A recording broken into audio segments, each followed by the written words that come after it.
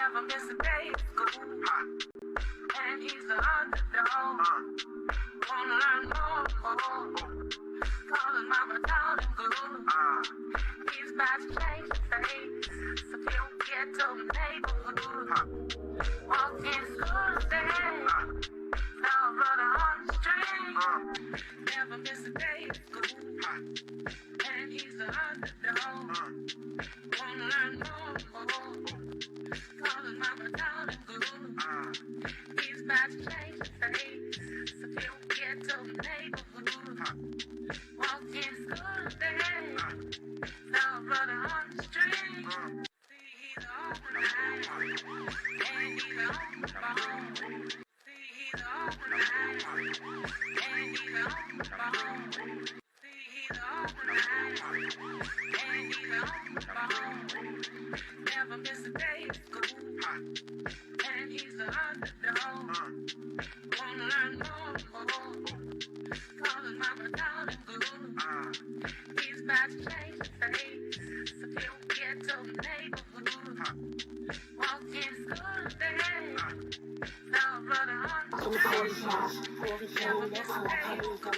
Boy, bye. Nope. Wanna learn more, call his mama down and glue. I'll be 6, you'll be 9. He's about to change his face. See, he's alright, and he's on the phone.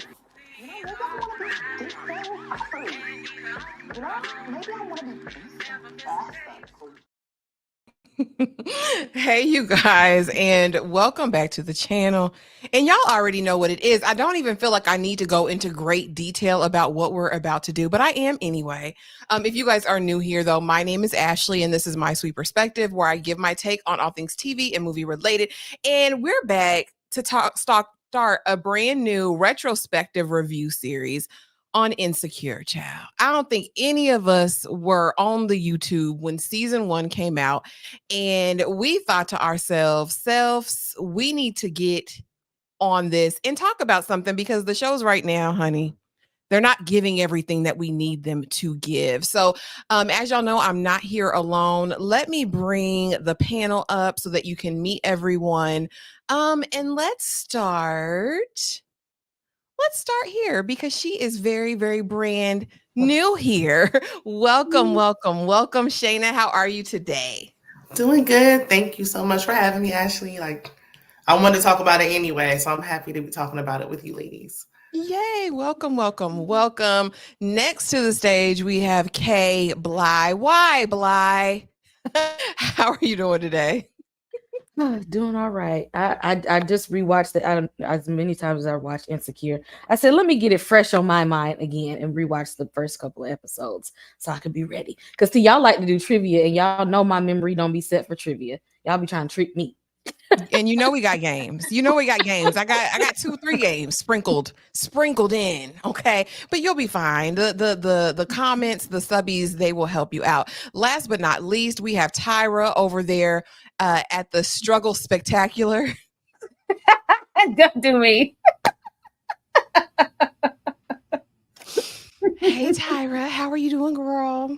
I'm okay. I'm just excited. It felt refreshing to watch these 2 episodes again. It just felt like we were watching them for the first time, because we have a newfound presence with these characters, knowing them from season 1 all the way to season 4, and where we left off with them. We got some stuff to talk about. Oh, we do. And we some years removed now, probably in different places in our lives. So when I watched these first 2 episodes, if I can be honest, I felt a certain type of way, but we'll get into it. Absolutely. I want to just pause really, really quick and show some love to the 43 people who are already here in the building tonight. Thank you. We love you down real bad. We appreciate you being here. And we also have a new channel member, Jay the Antoinette, okay, in the building, giving the memberships. We launched today officially. Kay Tyra and myself our memberships. Okay.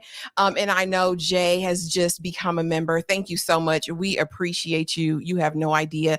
Y'all check those memberships out. We're offering so many things. I'm so excited. Everybody's offering something different. And I can't wait, but I had to show you some love, okay? And thank you for everybody else who's being here. But y'all, we got 2 episodes to cover. So we are going to get right into this. And y'all know that I love to start out. Y'all know how I love to start out every single time. I want to know overall thoughts. You know what I mean? That's what I want to know. Number 1, Insecure episode 1, Insecure AF, and Insecure episode 2, Messy AF. I'm going to start with you, Shayna. Going back and watching these again, what were your overall thoughts of these first 2 episodes? You know, I did rewatch Insecure once a few years ago, and it's been so long, I forgot the order of things. Like, I didn't even realize that, you know, that situation with the song and everything happened in episode 1, or that we saw Daniel in episode 1. I didn't even realize it was at the very start of the show. So, like Tyra said, it's refreshing to rewatch it, especially now that we're a little bit older. But, you know, I wouldn't have handled things the way Issa did, but I still love it. I can watch the show over and over again and never get tired of it. I know that's right. And I never went back to the first season to rewatch after I was done. I was kind of like, okay, y'all. But I have thoughts, but I'm gonna let y'all get y'all's out first. Kay, going back and watching these first 2 episodes of season 1, what were your overall thoughts?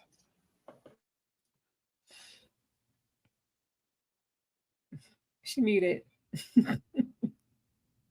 Definitely muted. Can you hear us, Kay? Oh, there she Okay. I'm like watching this show, and I'm like, because I feel like we've grown with these characters, and going back and watching it, I'm like, were we toxic too? Because we was like, like we was really into these characters, and some of the decisions, like we was just rolling with it. Like, I don't know, like it was just a lot of toxicity from on everybody's behalf. Like there's no innocent person here. Everybody's innocent. They were all doing a little bit of dirt. And I don't know why we was up here taking sides. Everybody.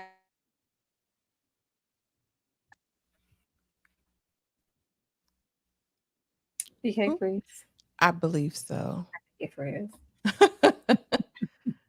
Tyra, what were your overall thoughts of the Okay. first 2 Oh, are you back? Oh, okay. Tyra, what were your thoughts of the first 2 episodes? Oh, child, they were so entertaining. I missed the show so much. Put more Black people on TV. But the main thing I was paying attention to was Lawrence. Like, you couldn't tell me first season that Issa wasn't valid and Lawrence wasn't a bum. It was giving bum energy, because get off the couch, sir. But I was like, oh, that was younger Tyra. Tyra now, I was like, oh, somebody help that brother. Lawrence is depressed. Yeah.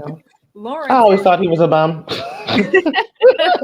Lawrence is in like a deep depression, and it's kind of going unnoticed by everybody pretty much around him, and it's coming off as, you know, that bummy, lackluster, man, you need to get up. You let Issa go to still, because we don't get into that. Issa getting up, going to work, you here, and whoop whoop is going womp womp. I need you to get up. But I was like, okay, Lawrence is depressed, and just finding a new perspective for Issa and Mira B. I was like, oh, like I love the ending of the last season, and going back to rewatch the opening of the first one, because it kind of makes Mira B come full circle in a way that I got it last, season, but I really got it here. Issa in this whole journey of, I just want to be different. I want to get out, like Issa in her intrusive inner thoughts. She wants to be that in real life, in real time. And baby, that's just not you. That's not realistic for you to try to achieve. And that's why it's this persona in the bathroom that she does by herself. And then when we're one-on-one out in the world, we just revert right back to Issa. But she would really love to be Mira B in real life, and we are just not that. But yeah, just that, and kind of, being sideways at Issa. Because I was like, Issa, baby, you're not being a good friend right now. You're not being a good friend. And I'm not liking how you're acting and how you're treating Molly in these first few episodes. And because, we could go in on Molly. We've had many a day going in on Molly. But these few episodes, I was like, Issa, sit down. I mean, and I want y'all to vote in the poll. I do have a poll up. Are you team Issa or team Molly? Because I felt the same way. Initially, all those years ago watching this, I was definitely on Issa's side. I was like, Issa, that's Daniel. I'm sorry, Lawrence, but that's Daniel, and he's totally different. But watching this back as she interacted with Molly, everything was about Issa. Like, Issa is about Issa. And I know Molly got a bad rap, Lawrence gets a bad rap, but after watching these first 2 episodes, y'all, I was like, I don't know if I got it to do with Issa right now. But I mean, we're gonna keep watching and we'll see. So y'all know it wouldn't be us if we didn't have a little game here and there. So I want to know who said that. And y'all in the chat, please feel free to chime in. If you can guess who said this, drop it below and maybe you'll help some of the panel members. I'm going to start with UK. Okay. Who said that? I didn't go to an Ivy League school, but I'm still a bad B. Who said it?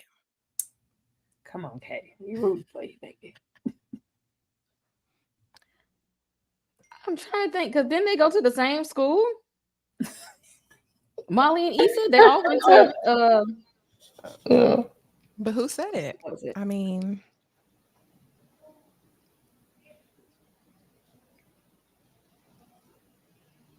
I don't know. it's between Molly and Issa. You got a 50-50 shot.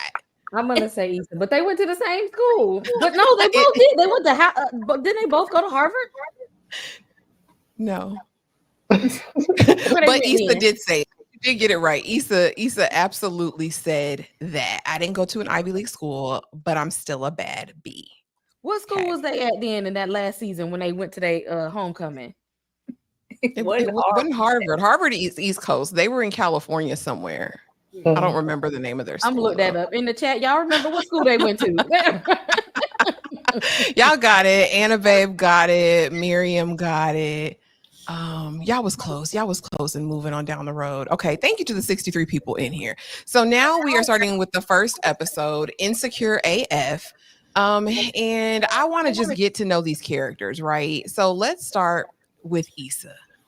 Now, when we meet Issa, she in that mirror, okay, we see that she is getting a text, and I miss you text from somebody that's not her man, because her man is sleeping in that bed behind her. We find out that she works for a program. I'm not going to give the name because that is one of our questions later on. But she's working for a nonprofit organization with the children, and the children are immediately like, yeah, why aren't you married? Did you like your hair like this? Like, what's going on? And I don't know if you've ever worked with children, but y'all know they say anything. So we see her in that. We see that she wants to go out and party in this first episode. And she's like a Lawrence. Lawrence is unemployed. Lawrence ain't had a haircut. Lawrence probably ain't brushed his teeth. Okay. And so she's just feeling away. She's feeling disgruntled. Like, I want this, but I want something else. I think she's thinking in these moments about the road less traveled, right? The option that she didn't choose. Tyra, I'm going to start with you. Mm-hmm. What did you think upon meeting Issa and where she's at in her life as the series opens up? Child, Issa not happy with her life, her man, her job. Nothing is clicking for her. Like, when nothing is clicking in your life, especially your man, you let, because when she said, like, you've been on this couch 4 years, I was like, Lawrence ain't had no job. Are we saying Lawrence hasn't had a job in 4 years? Is that what we're saying? Because if that's what we're saying, Issa, girl, my heart goes out to you. But it's just not clicking. But instead of kind of dealing with it and facing it head on and talking to her man, Lawrence, or dealing with, things at her job that she may be unhappy with, we are, like we always do, child, we grin and bear it. We gonna go to work. We hate it, but we going. But, I still got to come home. When you get to the point to where you don't want to, you linger in the car, you just sit there for a little while because you don't want to go inside. Ain't nothing there for me. Something like a Daniel looks real good. something like a Daniel looks real good. It's a way better option than what you have. Lawrence, he look real scruffy around, look rough around the edges. He looks unclean, uncouth. It's just not anything attractive across that bed for me right now. But you know who's looking good on Facebook, hitting me up. Don't know nothing about my circumstances. I don't know what this man is doing. I don't know him from a can of paint at this moment, but I know he looks better than the man that's laying here with me. I know it looks like he has better prospects. He has, potential, something going on better than this man laying next to me. I'm not going to deal with this. I'm going to go out and do the wrong thing and do the wrong thing. And this is just, typical Issa. We don't want to talk about too much. We don't want to face stuff. We rather deflect and get our intentions elsewhere. And at this moment, her attention is on Daniel. Baby. And mine would be too with them pretty white teeth. He brushing his teeth. Shayna. What do you think of Issa upon first meeting her as the series opens up? I'm with you, Ashley. Daniel Lawrence, scruffiness aside, is handsome, but Daniel is more, I like chocolate. Yeah, that's my type. But upon first meeting, there's something about this picture right here that's pissing me off. Like, you're not even trying to get up and go on Indeed or nothing. Like, not updating a resume. I'm actually convinced that this is where Tyler Perry got his script for Acrimony. Because what do you mean you've been working trying to build something for 4 years? Like, did you get a job? You see me getting up, getting ready. When I say I would have been slamming every pot and pan. Like, there's no reason why you need to be getting dressed and going at this point handing out resumes in person. Because why are you sitting here comfortably sleeping, watching me work, and you're the man? And then we find out later it's her birthday. But upon first meeting, I see why she looks so stressed. Her curls was dry. She had enough. Maybe maybe they had enough. Maybe it's really rough. I feel like Issa is, she's unfulfilled in every area of her life. Like, I think she's at the nonprofit because she's at the nonprofit, but she ain't passionate about it. She's not putting her best foot forward. She is just kind of drifting in life right now. And like Tyra alluded to earlier, she wants to be this woman in the mirror, right? She wants to be this bold, but right now she is operating fully in passivity. Like, tell that man he need to get up and go. Give him 30 days time limit on it. Like, let's take control of our life. But there's got to be this trepidation, this fear about doing that. Okay. She's afraid of confrontation. Yeah. all of it. Kay, what do you think of Issa? Would you be Issa's friend? As an awkward Black girl myself, I don't think I was half as much as toxic as Issa was. Issa was just not only awkward. Issa was very dismissive of other people's feelings. Issa was she was a lot self-absorbed, and I don't think I realized that in the beginning. She really did not care about nobody else's feelings at this point but hers. But I can see why, because she was just not kind of happy where she was in life. She didn't have room to think about any other person's joy and stuff. So she was kind of shady a bit. She was kind of, condescending towards people. She displaced a lot of anger. She projected a lot of anger and sadness. But I feel like, I resonate with Issa though, because just sometimes just being that awkward Black girl, that brown skinned Black girl with that natural hair, and sometimes not knowing what to say in social situations, or not knowing the right move to make, or not knowing how to be cool in certain crowds and stuff like that. So I could definitely identify with Issa. If Issa went got her some therapy, me and her can hang. Therapy is a condition of the friendship. Okay. I'm here for it. I'm here for a fully realized, whole and healing person. Okay. Next, let's meet Molly. Okay. Because Domino B, I am here for Molly. When we get her introduction, she can adapt from corporate America to the hood, to everywhere she goes. Molly is going to be loved and liked. And we can see that in her personality. You can tell she's a go-getter. She's reached a certain level in her career. She's put in the time as far as her education. But there's this fatal flaw, right? Everywhere she goes, she's reminded that she's alone. She's dating dead end streets. You know what I'm saying? Like nothing is going right in her love life, but everything seems to be going right in her professional and friendship spaces. Kay, I'm gonna start with you. How you feel about Molly? Would you be friends with Molly though?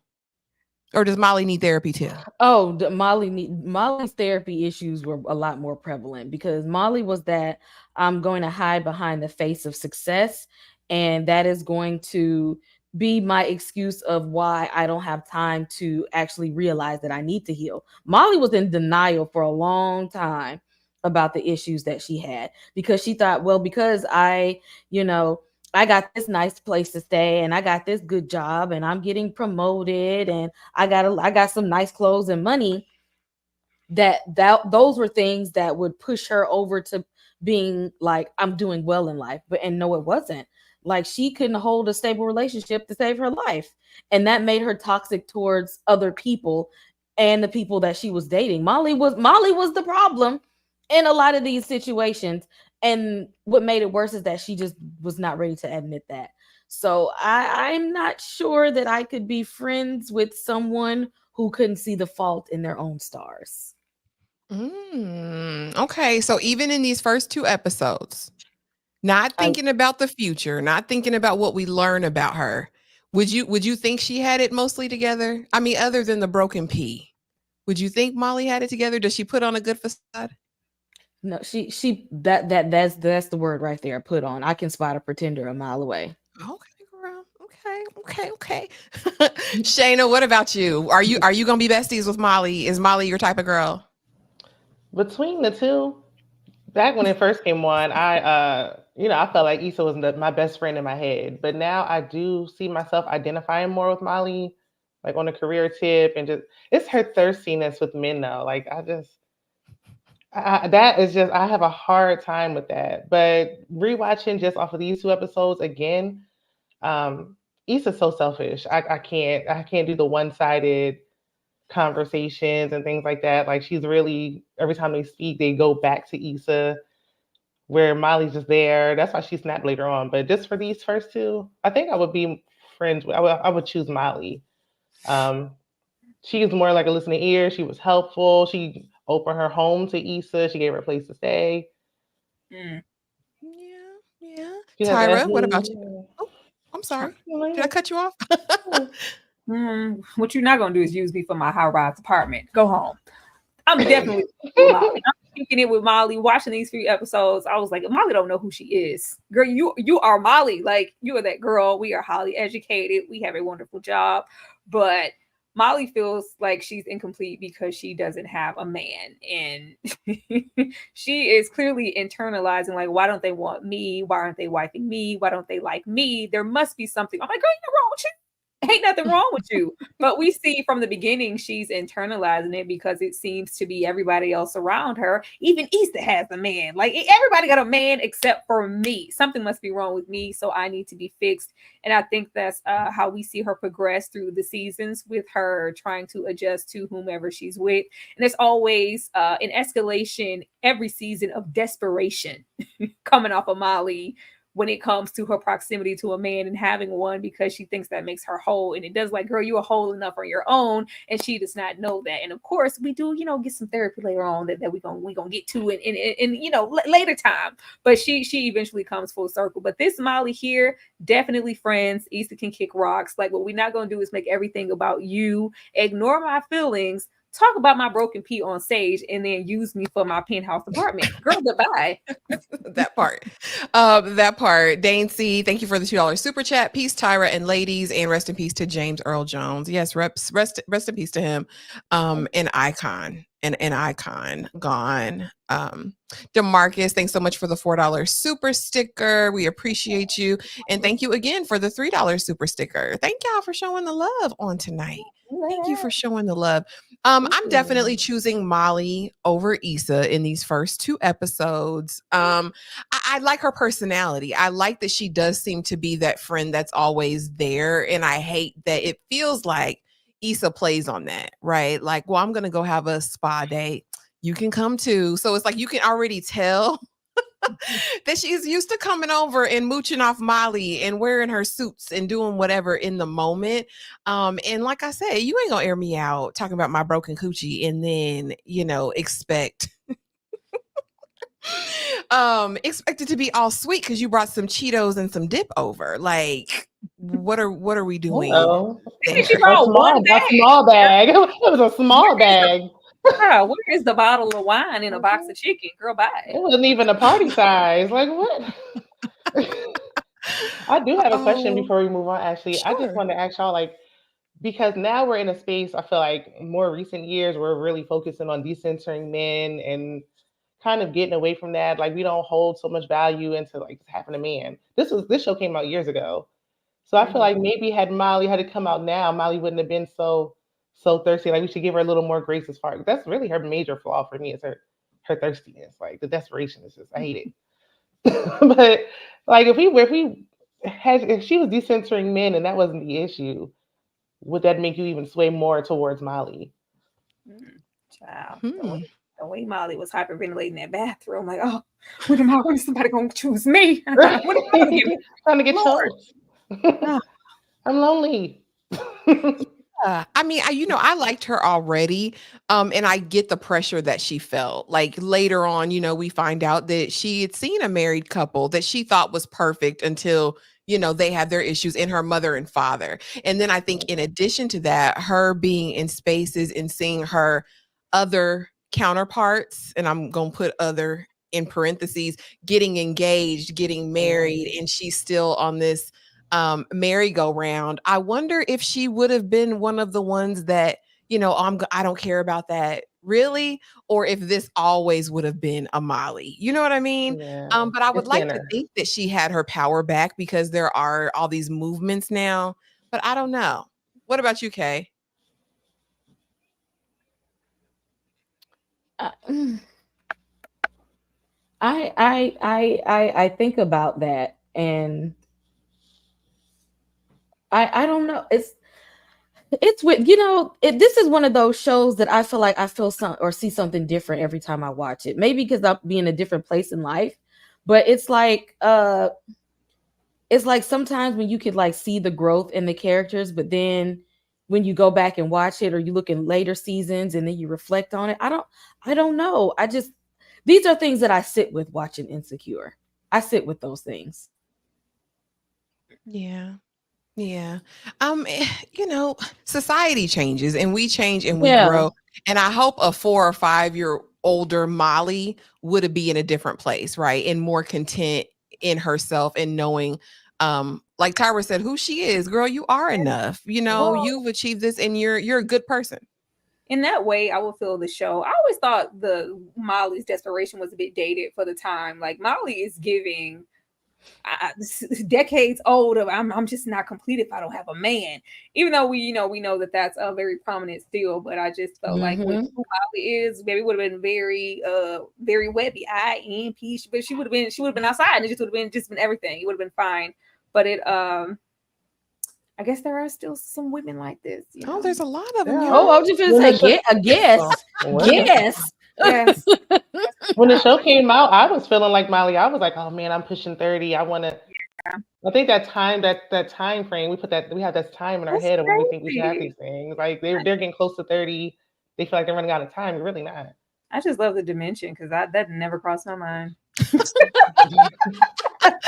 No, it's a ton of women. It's a ton of women. Yeah, I'm so glad we're getting far removed from that or taking steps. Yeah, absolutely. Steps. Baby steps. Thank you so much, DeMarcus, for the $4 super sticker. We all appreciate you for showing everybody love on this panel. We love you real bad, DeMarcus. Thank you for being here. Okay, y'all. Now it is time for the game. Finish that lyric, y'all. I need you to fill in the blank. And I'm going to start with you, Shayna, because I know you know this. I feel it in my spirit that you know it, okay? Maybe it really blank. Maybe it's blank as hell. Ooh, okay. This is where my awkwardness comes in because I'm like, I cannot, and I'm getting over a cold, so I'm still a little raspy. I don't know if I want to wrap it. Okay, maybe it really smells. Maybe it's dry as hell. There you go. Come on, sound effects. I got them tonight. I got them on deck. I remembered them, y'all. And we are going to, before we get into some other topics that I wanted to talk about, we're going to have a little break to just talk about or just watch a little bit of this sisterhood. Oh, it came out of nowhere. Because first I thought we were having a good time. Wait, whose idea was it to go with the flow? It was mutual. Okay, babe.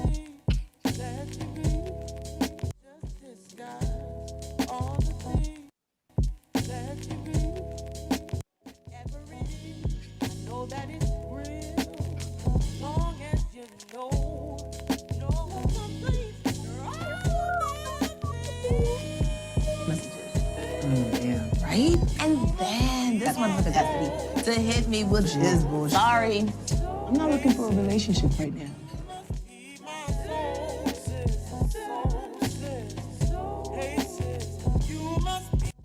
But I was cool with it. Was he hairy? He was Arab. So yeah, absolutely.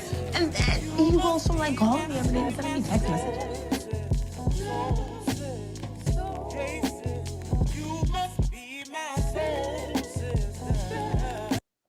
Not sad face you. I will slap you right, ish. I'm always so watching it in the time, right? When I first watched this, I loved their relationship. I was like, oh, they're like besties. They fight, they get back together, they might fall out. At the end of the day, they have each other's back. Watching it this time, I was like, I don't like it. I was like, I don't like the dynamic of the relationship. And so I'm going to ask you guys, is this a healthy friendship? And I'm going to start with you, Tyra. Is this a healthy friendship? Why you come to me first? Hell no. It wasn't. It's a friendship. I mean, who's to say what friendships are healthy? A lot of us have unhealthy friendships for years, and that's just our dynamic. Nothing is ever 100% healthy. If it was that, child, friendship probably be a little boring. But no, this is not at all. I feel like these first few episodes, you see traces of what they have been dealing with. Even leaving this season, especially going into the end of this season and that second season.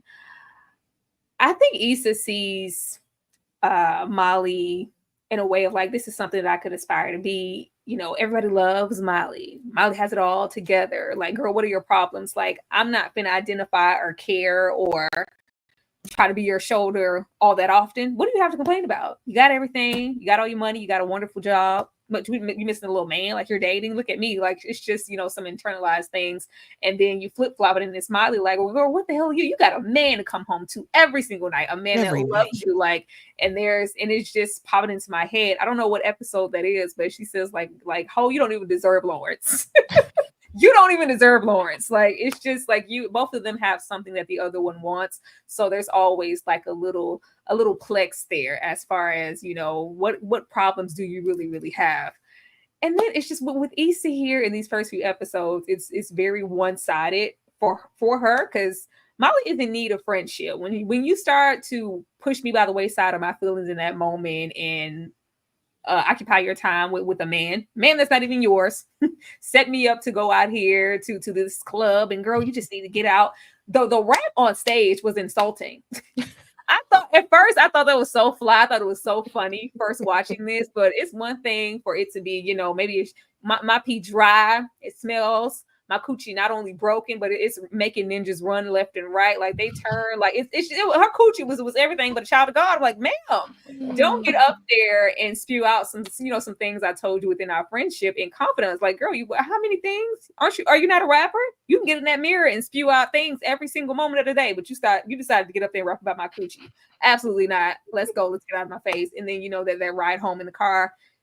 Issa is just very selfish in this moment because she just sees something that she wants in Daniel, and she's trying to get away from all things Lawrence. But yeah, that don't mean throw me by the wayside as your friend, because as you can see with the both of them, when everything goes astray with the man, with family, with whatever, they always end up coming back to each other because I'm always your strongest and your biggest supporter. So appreciate me like you should. But at this moment, Issa is not, and she is taking advantage of Molly's kindness. Because girl, get out my high-rise apartment and get out my clothes. Get out my damn suits.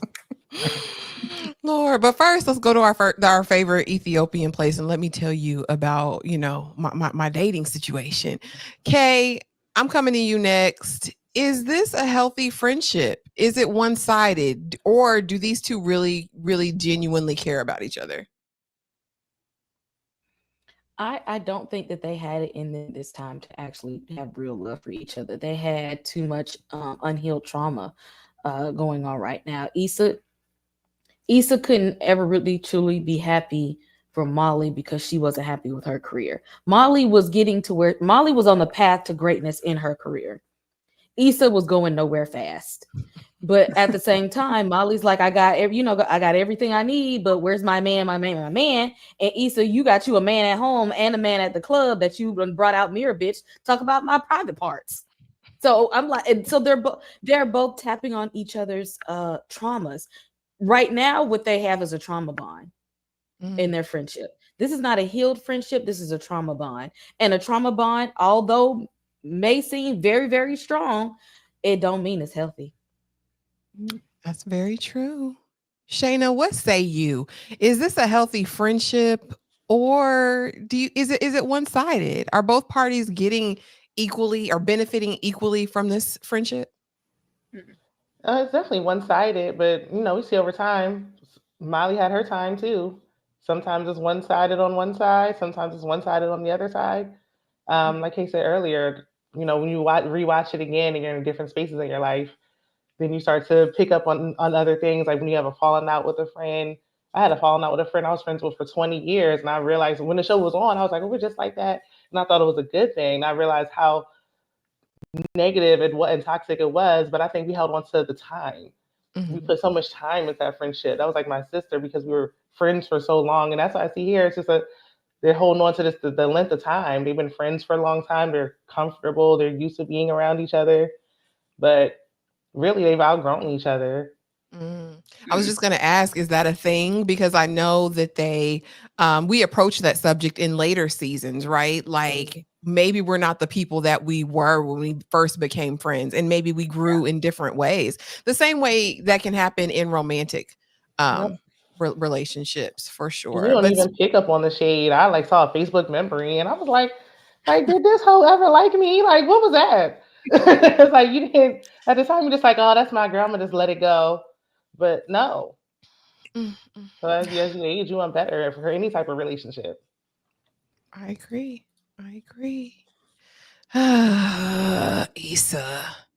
Issa girl, Lawrence and Issa. So we're just thinking about all the relationships, right? Because it was relationship heavy this first episode, especially. And I want to know from the ladies on the panel. And shout out to the 97 people here in the chat to talk insecure. Okay. Is this cheating? Shayna, I'm starting with you. I miss you. Thank you. I miss you too. While your man is right here, unkempt, unbarbered hair, probably stinking, right? But he's right on the side of you. Funky, watching TV, probably in the same outfit he'd been in for the last week because he's depressed. Yeah, I'm giving him the business. That scruffy beard, that bad breath. He probably has BO, and you sneaking on the side to text message this man talking about he miss you. Is this cheating? Well, thanks for painting the picture for us. You're welcome. That's what I'm doing. I had to go first. So I'm like, is it wrong? Is it inappropriate? Yes. Cheating? No. But did Lawrence deserve it? Like, nigga, it's my birthday. You couldn't even take your unemployment check and get me a card? Why am I celebrating my birthday with Molly when I have a man? Like, you couldn't scrape it. You couldn't call your mama something, anything.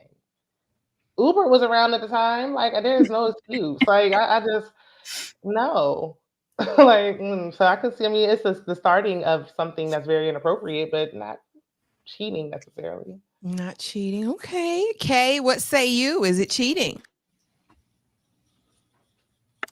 If anything that you have to hide, just go ahead and call it cheating, big dog. Because if it wasn't cheating, then you would have been able to be like, oh, look Look at Daniel. He said, "What's up?" Look at this message. He said, "What's up?" He said, I ain't seen him in a while. Yeah, that's about that. We used to kick it back in. Like, if you wasn't cheating, you would be able to be like, yeah, you see right here. He said, "What's up?" And I said, I'm sitting right here with Lawrence while he on the couch being a couch potato, eating potato chips and snacks and not cooking no real meals. But see, you ain't say all that. You was all like, if you got to do all of that, go ahead and call a spade, homie.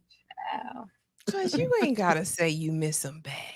And I agree with Shayna. He went to Georgetown. He be wearing that Hoyas sweatshirt around. You have an Ivy League education, sir. Get a job. Tyra, comfortable living off of her. Is this cheating though? Is it cheating? Absolutely. It was cheating from the moment she opened the message and responded, honey. As soon as you opened it and responded, nobody can stop somebody from messaging you. If you see it, it's just like, okay, I still got it. And we gonna close that up. You responded. You hit it, you initiated, several times. Issa sought this man out. Issa sought this man out. Oh, he looking good. Oh, he's single. Oh, this is definitely cheating. This is the setup. Like Issa, what I saw in this episode, she's trying to downplay. Why didn't you really just come here for him? Or I just didn't really. I'm not going to respond to this message. Well, I responded to him. I'm just going to drive over there. But I didn't go in the house. It's just we're getting into the step by steps of her actually physically cheating. Cheating normally starts with an emotional situation like this. It starts with a message. It starts with a kiki, and then it starts with maybe a dinner and a smile, and then she is sneaking. If you have to sneak to do something, you are cheating. Exactly. If you got it's a lot of it's a lot of cheaters in this chat, I see. Y'all stay up. Y'all stay up. Stay up. She put herself in that situation. She shouldn't have had that fine man should have been blocked, because she should know if y'all had talked to me before. If she, if all it takes was a "Hey, big head, I miss you" text, and you all the way back in, he should have been blocked a long time ago. You can't keep contact with people that look that good. You can't do it. Lawrence didn't even say happy birthday until 8:00 at night.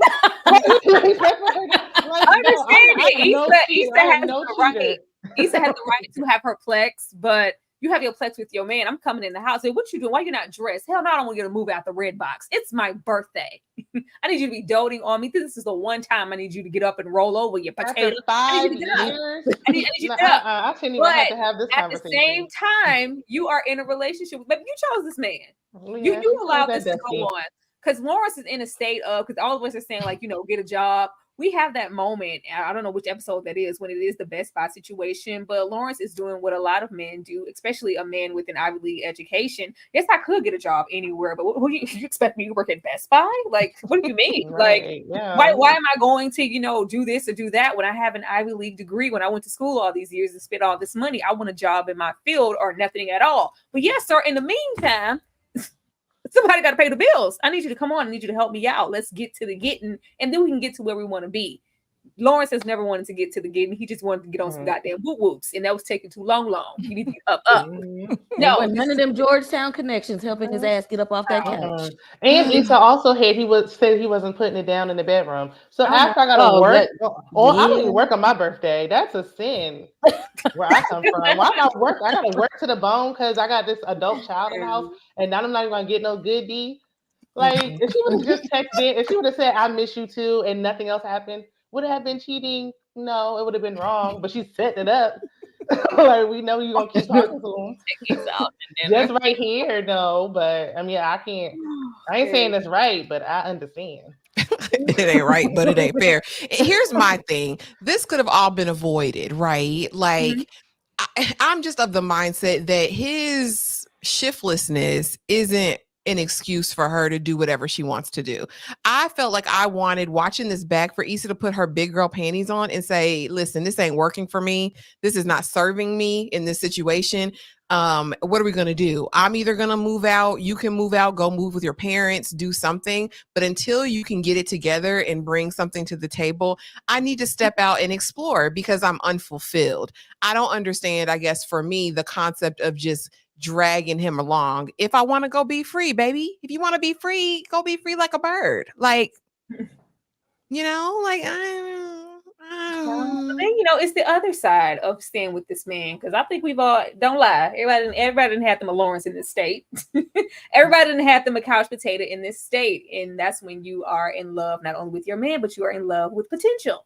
And he's gonna get it together. He just needs some time, and then at times, it turns, from a year, and then all of a sudden it's 2. Like the time just goes.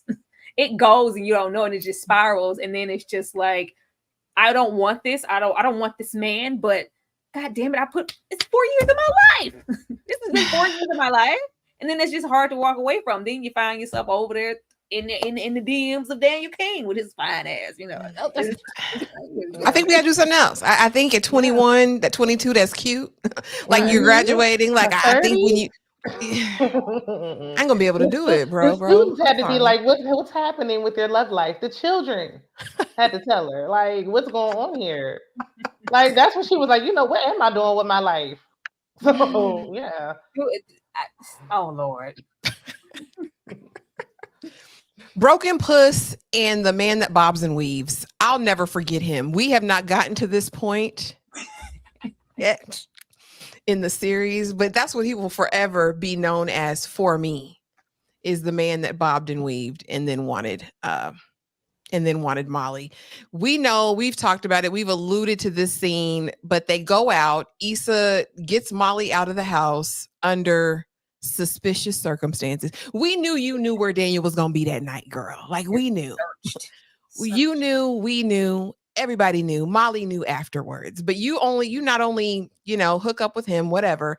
Molly meets light skin Bob and Weaver, and you decide that you're going to get up on the stage. Daniel convinces you still write rhymes like you did in high school. She said, yeah, I do. I'm going to get up there and I'm going to rap about Molly's broken pee. And Molly's like, oh, she's rapping about me. He's like, I'm a head out. I'm going to start with you, Kay. What'd you think about Broken Puss? And I mean, would you ever do your friend like that? And I know it was kind of like a joke, and she said, well, maybe your pee is broken. They said it, but for her to get up there and have a whole song dedicated to the broken pee, how would you feel? If I make a song like that about somebody, I don't like them. Okay. This is me being petty. If I got to write you a whole song, I'm in my petty level right now. And you should probably assume that I don't like you. So if we're gonna be friends after that, I'm assuming you didn't take the hint. Because there ain't no way somebody that I care about, that I truly know, especially if you're best friends enough with somebody, you know what their triggers are. And she know that that's a soft spot for Molly. So for her to get up there on that stage when she know the man that she's after is there. So I'm going to impress, Mr. Tall, Dark, and Handsome by putting down my friend. Issa, she should have been ready to fight when she got off the stage. Yeah. Shayna? Yeah, I agree. I would never do something like this to my friend at any stage in life. Like, you knew better than this. And then didn't feel no remorse about it in the car or nothing. Was still texting Daniel. Like, what? We would have been in there tussling. Like, we would have been moving furniture in that place. But I wish Molly would stop saying it to the men, though. Like, yeah, like she just, my pee is broken. Yeah, like, why do we keep saying this? Like, that song's about me, girl. like what? Of course he ran. Like, I would have ran too. Tyra, would you do your friend like that? I would have moisturized Issa's hair, because girl, you about to be broken coming up off the stage, and I don't want to hear nothing about, girl, don't nobody know you in this audience. No, I know you, and you know better than to get up there and spew out my personal business. She had a right to take that personal. Those are things I share for you in confidence. And was this, a Taliban? I'm about to spit you something off the dome just right now, because girl, you had them bars ready to go. How long was you contemplating on them raps? That was off the dome. Issa talented, ain't she? She had it rhyming and everything going, like a whole song about broken pee. Even if it was just a little mention and that was just like a reference, like, no, it's just like, I know this girl. Like, who the hell? Me? Me, Issa? Are you out of your mind? The way, ooh, she glad she drove, because Issa would have walked. She would have walked home. Caught an Uber or whatever. Walked home limping at that. Okay. She would have been get home in that ambulance, getting to the hospital for the night. So she put too much stank on it. Like, it just went on it was like a whole 3-minute song. Like, it went on for a while. Like, It had verses, a chorus, I was everything. like, the crowd was singing. Like, Don't give me this. Don't give me this. Tyra, it's your turn. Right. Who said that? Why are you trying to fix everything in your life? Fix your hair. Nicki Minaj. No. Mom? Who said it in the chat, y'all? No, it ain't Mom. I don't know. Okay. Who said, why are you trying to fix everything in your life? Fix your hair. You can't be giving stuff that wasn't in this episode. Was this in It these was in episodes? this episode, wasn't it? Was it? I don't recall. Y'all don't remember me? Because that sounds like We only saw a couple characters that would say anything. But this sounds like a Kelly statement. Like, why are you trying to fix everything? This is Issa talking to herself in the mirror. I was just about to say that sound like you, bitch. Oh, Lord have mercy. Now the See, moment you this sound like something Kelly was saying. Yeah, I thought it was Molly. Molly should have said it in the car ride home, but I don't Oh, know. Lord, she's saying it to herself, Lord. So we know what it was. We knew that when she saw Daniel, it wasn't going to stop at the club, even if she acted like it was going to stop at the club.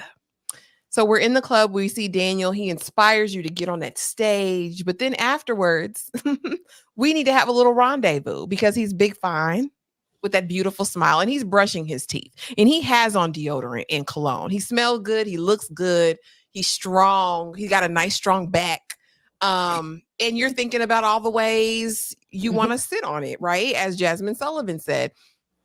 And so my question is, why, girl, why? We get in the car, and this was probably one of the funniest and saddest moments in the same breath.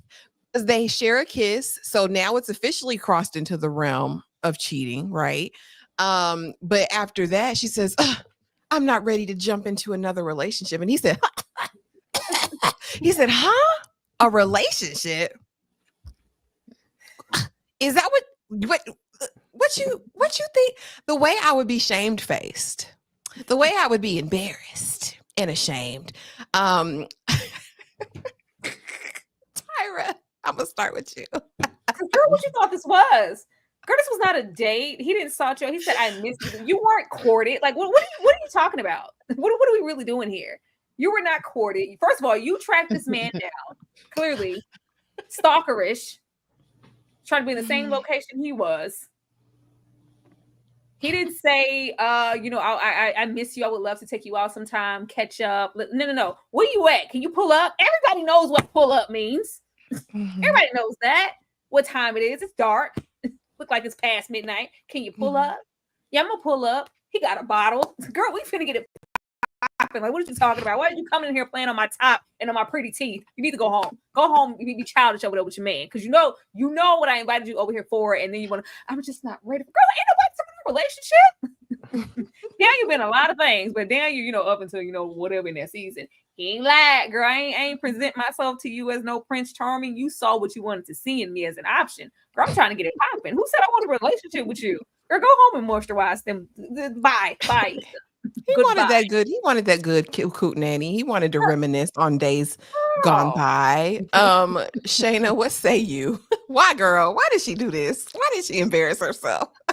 Because she's an awkward Black girl.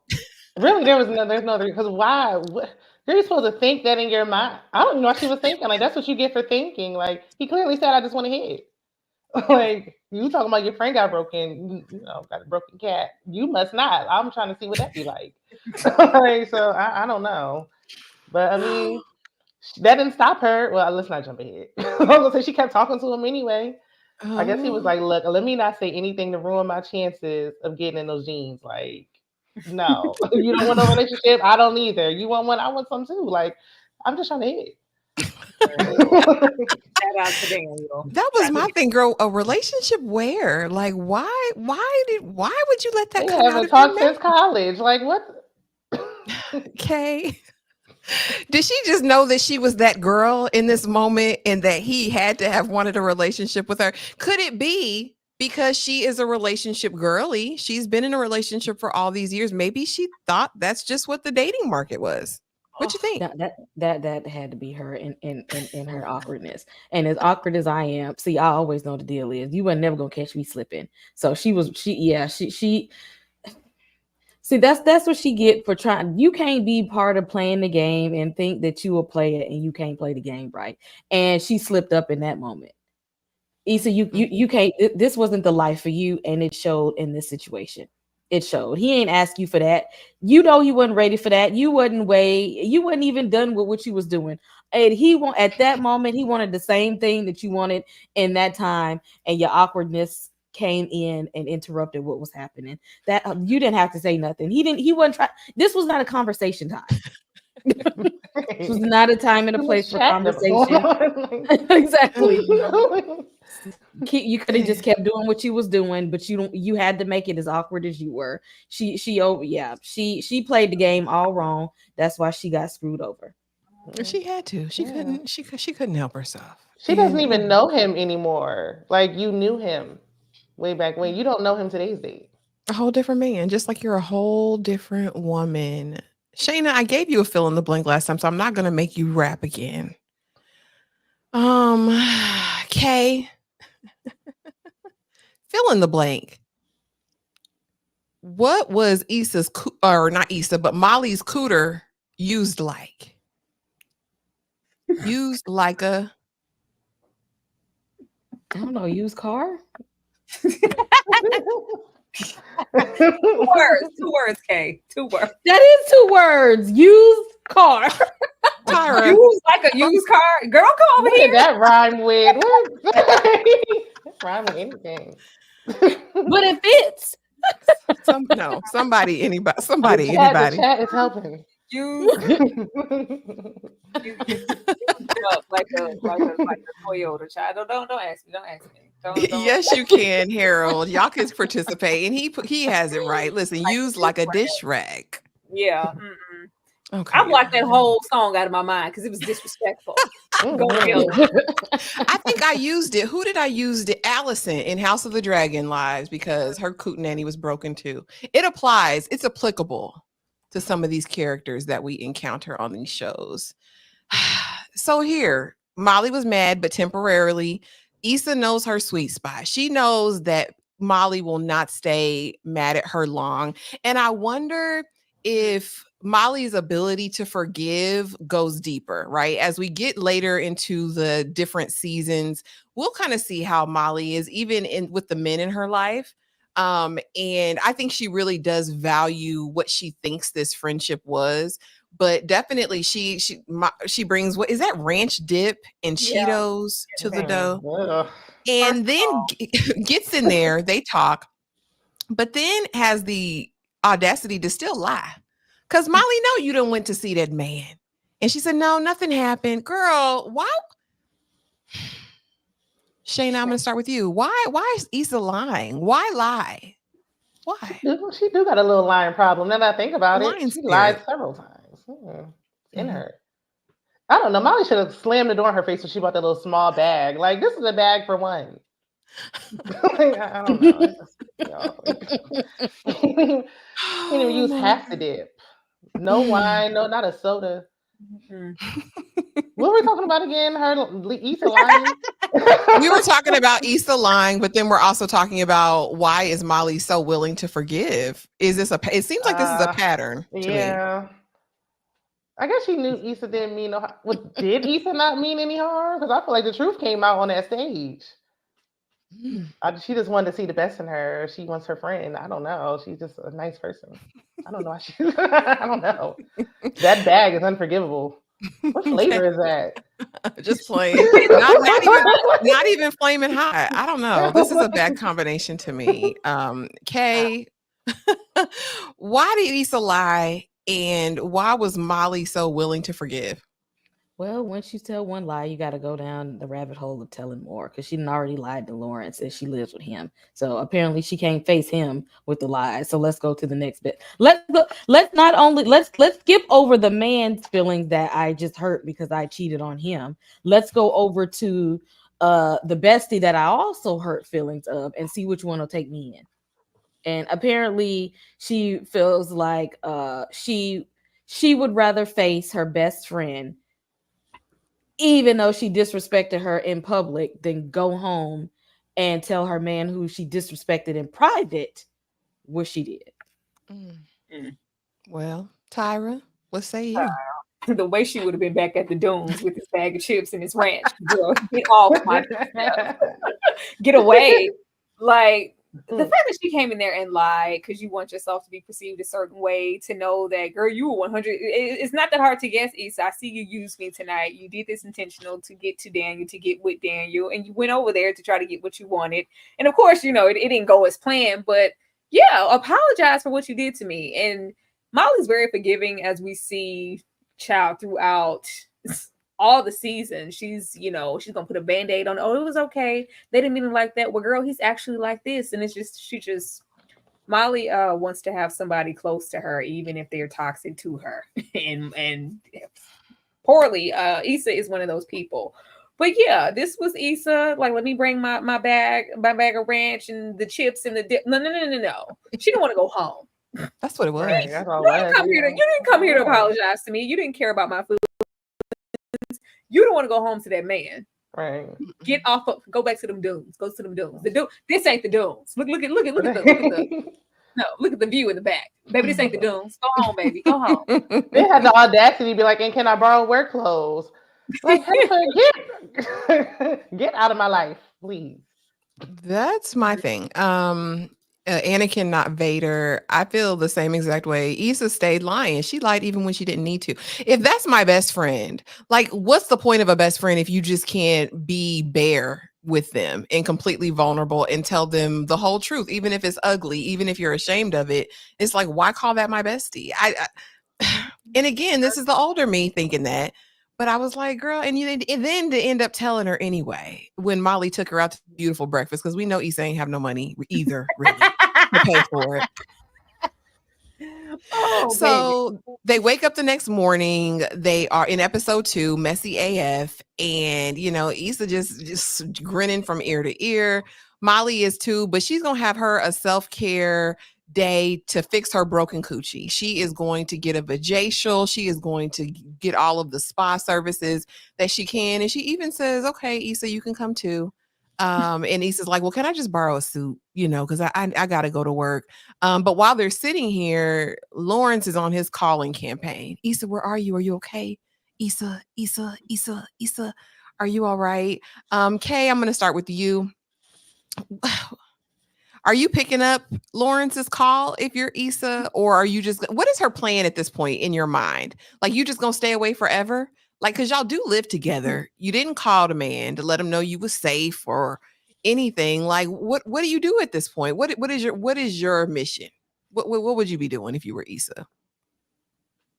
Being a coward at this point. Cause why are you running? You running from the couch potato? You really I mean, what is he going to do to you at this point? But literally, what is he going to do? If you even walked right up to him and said, we need to see other people, and I've already started. What is he going to do, Issa? What can he do? Why are you running from him? What is that guilt that you're carrying around? Because now, as much as you complain, 2 wrongs is not going to equal a right. So if you already feel like he's in the wrong, you go out and do another wrong. But then he's still in the wrong too. So therefore, you've made it easy for him to judge you, because now, even though, yeah, he's on the couch being a bum, but now you're being a cheater. So now both of you wrong. So all she did was create an unnecessary, messy situation that didn't have to happen. Tyra, are you answering Lawrence's call? Are you sending him to voicemail? What are you doing in this moment if you're Issa? Child, I'm answering that man call. I ain't gotta go home. Don't make me worry about you. Don't make me worry about the anime. You know, I don't like to worry. Where you at? Where you at? Let me know where you at. Like, I'm gonna answer the call. Like, there's a way to, you know, I just need a minute. I need some time. I'm gonna come home, just not right now. Don't worry about me. I'm okay. Very simple. Like, just ignore the phone call. Just hang up, Molly, baby. Don't, like, what for what? You have to go home. Girl, it's only so many suits I can let you borrow. You're gonna have to go home. So this is just very immature on Issa's part. and her just practicing avoidance and not wanting to face up to anything. Because like she said, you had a real chance. You had a strong chance, and it was just, you know what? I need to talk to you about our relationship and how you're not meeting me where I'm at. I'm not fulfilled here. I'm not supported mentally, physically, financially. You're just here, Lawrence. I need you to do something. Now it's like, I'm a cheater. You messed it up. You had all the eggs are in the basket and you threw them on the ground. I don't know what to do. I don't know. But she definitely didn't pay for this breakfast. She sure didn't pay for that breakfast. Shayna, if you're Molly, are you treating Issa for breakfast? Does she deserve to be treated for breakfast the next morning after talking about the broken? No, what the? I already took you out on your birthday, like, and now this how you repaid me, embarrassing me on stage, and I reward you with a fancy breakfast. No, but she should have answered I would have answered the call. I can't. When something's bothering me, I got to say it. I don't. She talks to herself too much. She's doing too much talking in the mirror instead of talking to that bum that's on the couch. Talk to him. I mean, she did try to like somewhat break up with him, but she wasn't firm with it. Like, if you really breaking up with him, kick him out the house. He's the one that's broke. Tell him to leave. And why am I leaving and finding somewhere to go? You go. Listen, because she was too much of a coward to face him. Yeah, because I would have been like, you ain't doing. You couldn't even get a card for my birthday. Yeah, it's time for you to get your things. Like, it's time for you to gather your belongings and get up out of here. And she would have been free to do whatever she wants. Could have been, should have been, would have been. He thinks this is all about his birthday because she doesn't know how to communicate when it's much more than that. Oh, baby. Lawrence lives in a land of delusion as well. And I don't know if it helps or hinders that he has this friend, Chad. In episode 2, we meet one of his besties who we'll get to know throughout the series. And Chad is pretty funny. I can't even lie.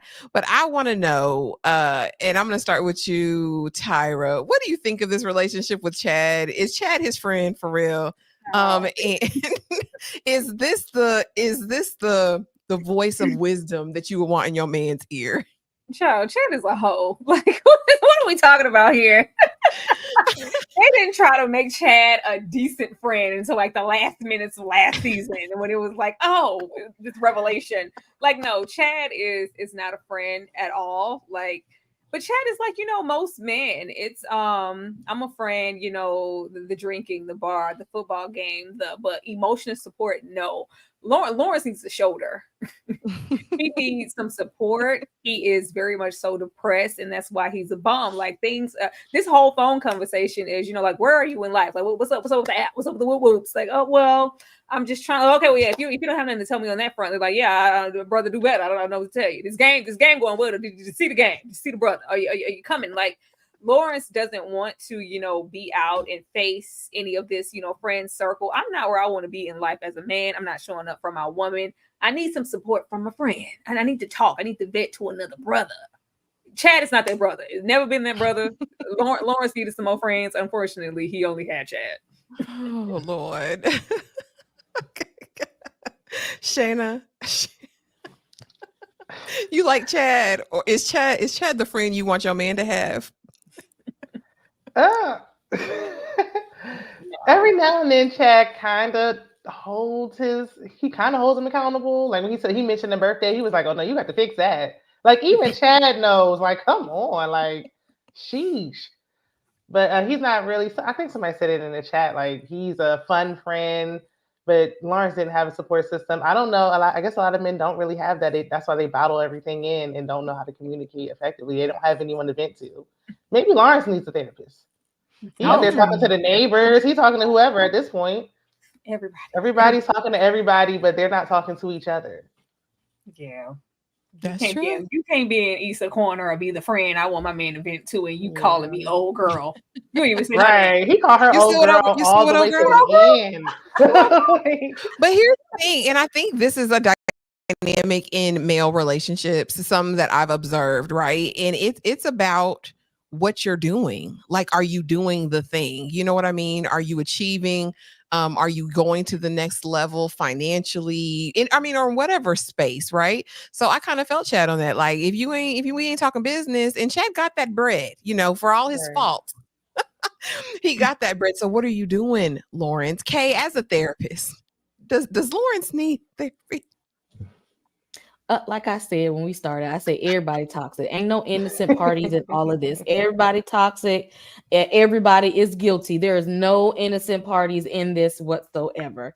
Yes, there ain't no. For him to have not been able to pull himself out of that funk he was in, that's depression. Depression shows up on Black people differently. And that's a lot of what's wrong with the current DSM. It doesn't account for cultural competence. That was a clear indicator of depression, that he had all the education and resources in the world, but he was stuck in a funk and in his own way. But I actually do like Chad. Now, Chad was toxic in his own way. Chad was a ninja, a real one, okay? But at the same time, Chad would throw in little tidbits to Lawrence to let him know that I know I'm ignorant and I say some stuff, but you ain't got it all put together too. Like he told him before, you was a bum. Like you wasn't doing nothing. You was letting your woman go out and work, and you was just sitting on the couch. And so, like he will throw in they foolishness. Chad will throw his little 2 cents out there to let Lawrence know, like we can kick it, but I still see you though. So you ain't 100% right, my guy. But anyway, let's get back to these hoes. Too long for Chad to come full circle. Right.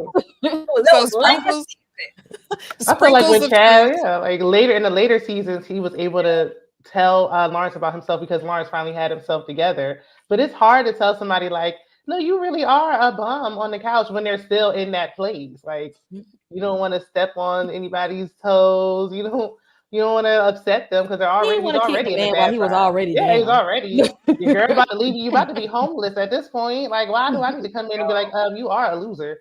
Like it's what do you say? She should lower her standards. You're like, I do. Like, what the fuck? Oh, Lord, he said sprinkles of truth, but then all the poetry, right? With Chad. Yeah. So I want to know who said that, and I'm gonna whoever can come up with the answer, okay? And y'all drop it in the chat too, because I thought these were going to be too easy, honestly. And shout out to the 96 people who are currently in the building. We appreciate you being here on a Monday, okay? I'm not trying to be some statistic. I got plans. Anybody on the panel know what character said this? Yeah. I got plans. I got plans. That better be Lawrence. I don't know. That better be Lawrence. That better be Lawrence. It's definitely Lawrence, honey. And then we get into Molly's dating. This was a lot of episode 2, honey. She done went on Tinder. She done went on Bumble. She done went on Plenty of Fish. And now she's trying to upgrade. She's going to get to the league, right? Thinking that this is going to be a new caliber of man. Now, I want to know from each of you. I know every one of you I know Kay and Tyra have been in a very long-term marriage and relationship. But I want to know from you guys before we get into Molly and these men, honey, this tomfoolery. Have you ever dated online? And if so, what was your experience? I'm gonna start with you, Shayna. I have, or maybe around the time that this show aired. I want to say around then. I did try. What was it? I tried Plenty of Fish. It was just. It's a no for me. I can't. Would not recommend, but I'm not opposed to it. Like people meet the love of their lives on there. You just gotta weed through them and really have a lot of patience. I ain't got it in me. That's what Molly said. She said they're tiers, right? She says Plenty of Fish was free, so it was Wild Style. She said Tinder, I don't know if she had paid for Tinder or whatever, but the league was for like the professional elites, and you had to be on a waiting list for that one. And so there are different levels in Now listen, I done tried some dating sites before I was in my current relationship. And it's the wild, wild west. It can be a very scary place. It can be a very wild place. But then on the other hand, I've met some really amazing people. Okay. Before you married Mr. Okay. Had you ever tried a dating site? Had you ever been on a dating site? And drop it in the comments too, guys. Let me know. I came up in the time of catfish. Y'all ain't finna get me. Okay. I'm way too paranoid for stuff like that. Y'all ain't finna come and get me. Y'all ain't finna have me in no human trafficking ring popping up like Yeah. that, exploiting me and all that. I'm too paranoid. Get somebody else to do it. Shout out to the people that did find a significant other online, but I can't do it. I don't have that type of bravery and trust. She said, "As for me in my house, Tyra." Oh, girl, absolutely. The hell, I don't got time. I don't got time to be trying to bump carts at the grocery store. No, I don't care. I got time to be trying to sort people out, waiting for you to look and gonna swipe. Going to Lowe's at 5 a.m. Yeah, well, Trent said, yeah. Essence Absolutely. Atkins met her husband on the eHarmony. Listen. The last She's time I divorced now. Oh, That wasn't a good example. Oh yeah, MC Light met her husband on online too, but they divorced as well. Yeah, like we got to get some success. okay, Nicole. See, this is what I like, Nicole. She said, "Yes, I tried Black People Meet, and I had a ball. The only time in my life that I dated multiple men. Period. Listen, now I didn't try Black People. I tried BLK, and that's totally different. I do not recommend. Don't do that. No, but I agree with dating sites. I think that they're worthwhile. They can be a great way to meet people. Yeah, I tried. Like, even though there is a middle person, technically, last time I was online, I met that man in there. He's still in there. I know that's right. There all those years ago. All those years ago. So technically, yes, that was online dating. If we want to be cute about it, because I didn't know that man. Just like, yeah, this man. This is I was about to say, people will say no to dating apps and stuff, but it's like somebody sliding your DM on Instagram and you respond, and it's like that's not like isn't that the same thing? Friend, like I know this man and this, I was like, I don't know that man. It's like, well, if you go and swipe, you can share the profile. Like technically, the communication, because I won't give nobody. You can't have my number. You can't. We're not doing that. We communicate online until we move up to that. So yeah, we're online and we still online. Right. Oh my goodness, me and Mr. Man actually met online on Hinge, actually. Which who would have ever thought Hinge? Molly had mentioned Hinge on here, and I was like, Hinge was out back then. I didn't know. I didn't know. Maybe in LA it was because I don't know. I'll be brave. I'd be thinking I talked to somebody and they're gonna show up at my house with a butcher knife. Well, there are ways to vet them. There's ways to vet them. Now sleep. You don't go on the popular apps. That's what a nun says. At. You go on the most miscellaneous scroll all the way down to the bottom of nothingness. And that dating app, you download that. You don't go that everybody's on. You don't do that. They said those apps don't have like a lot of Black people. Like it's hard for Black people to find other Black people on some of those apps. If it's deserving of your time, it'll be hard to find. It's like a second job trying to do that. But I don't know. Look, my last relationship we had met years and years ago online, and I would not just take it from me. Don't do it. Like if you can avoid it and meet somebody out and about. Oh my goodness! She said, "Don't do it. Don't do it." I'm still traumatized. Oh no. And Molly is too, honestly. It felt like Molly was traumatized in this moment because first time God was like, we want to do something after this. I can be 6, you can be 9. We went out with the Hotep man who said that he didn't want to date her anymore because she was born in LA and had never been to the beach, which I do find a little bit odd. Because Santa Monica's like right there. I don't know why you wouldn't go to the beach. And then finally we meet this other guy who I don't know if he was a sommelier or what, but he knew all about the Malbecs and the whatever. And she's thinking, oh, he the one. And when they get outside, he said, "You gonna let me hit or nah?" And she was like, man, me and my broken coochie is still broken because she's just not having any luck. And here's my thing. I think when you're in that needy, desperate space, I don't think it's possible to attract the right love of your life, barring a miracle, right? Where someone is in and he's like Captain Sava. In Molly's situation, I think until she does her work, she's going to keep attracting this type of man over and over and over again. Kay, I'm going to start with you. What are your thoughts on Molly's dating adventures? And will this be her cycle? Will this be her pattern? Yeah, if you're not okay within yourself, the best man can be presented to you and you will sabotage it due to imposter syndrome and defense mechanisms. it doesn't matter. And when you don't know what makes you happy, you're going to put an unrealistic expectation on somebody else to make you happy that they'll never meet, because you don't have the answer to that question either.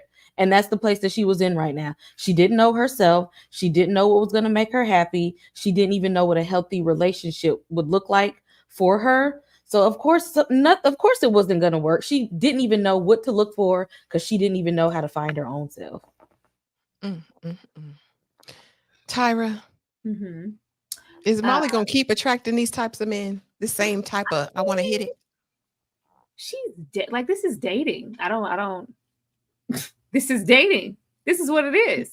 You got to sever through all these frogs to get your prince. Like, you know how many I want to hit? I just want to hit. You got to go through to get to the. I think it's just unrealistic for people. You know what? I'm going to make sure I'm at the perfect, temp. I've been to therapy. I'm where I want to be in my career. Everything is perfectly solidified. I'm fine. Like, realistically, that's not how things happen. That's not how things happen. It's really hard to get to a center of you just being the perfect you. And that, child, if I wait till I got to the center of the perfect me, we still wouldn't be dating right now. I don't have time. I don't have time. But I think that this is just the process of elimination. Now, I wish she didn't take it so personally and think that every man that she meets is supposed to be a prospect for husband material. No, baby, we were dating. She wants, everything to happen fast. Once we have that perfect relationship. She wasn't ready for a good man right now. No way. So even if she found him, she was the toxic person. She would not have done a good man justice at this point. But we don't know that at this point.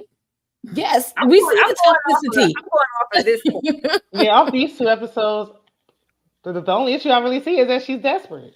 Yeah, she's desperate, but Yeah, at that age, I need to find a man. What we discussed earlier. I think at this point she's just dating. It's the problem is she is anticipating that every man that she dates is going to be husband potential, and because she wants to get to the marriage part, she wants to rush to that part to have her marriage and her man. And it's like, no, you have to sever through, guys, and know that you're going to get some duds, and it's okay, Molly. That doesn't mean anything is wrong with you, and you don't have to internalize it. She was trying to get to that finish line real fast. Shayna, is Molly going to keep attracting the same man over and over again, or is there hope? Yeah. First of all, just she talks too much. Like, stop telling everybody that you got a broken pee. Goodness, I understand. Like, please.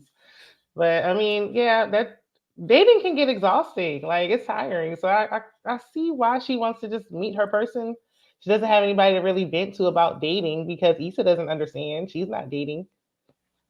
She's cheating with one person, but she's not dating. So, I mean, yeah, I can see how she's a little fed up. And that time frame, I'm thinking about they're about to be 30. In that place, I was like, okay, I want to be married as well. When I was at that place, at that time in my life. So I'll give her a little more grace. I don't think we saw the super toxicity with Molly until like later on. Mm-hmm.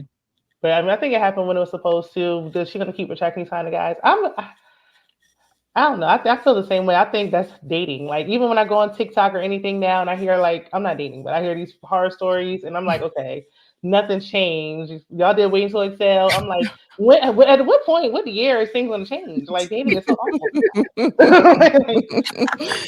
Oh, Lord. Everything remains the same. So let's kind of take a look at some of these situations, and we will get back to it and then round this thing off here. You ready to talk now? You ready to man up? Ha! Wasn't expecting that. Ha! What's my mama gonna say about it?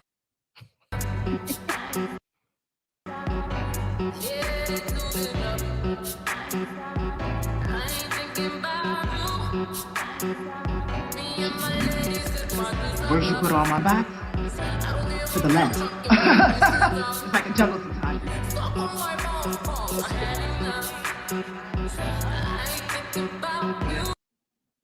You know I'm gonna take all my DVDs. Nobody wants the Steve Harvey box set. You know I'm still working on my business plan. I got a plan. Start the business.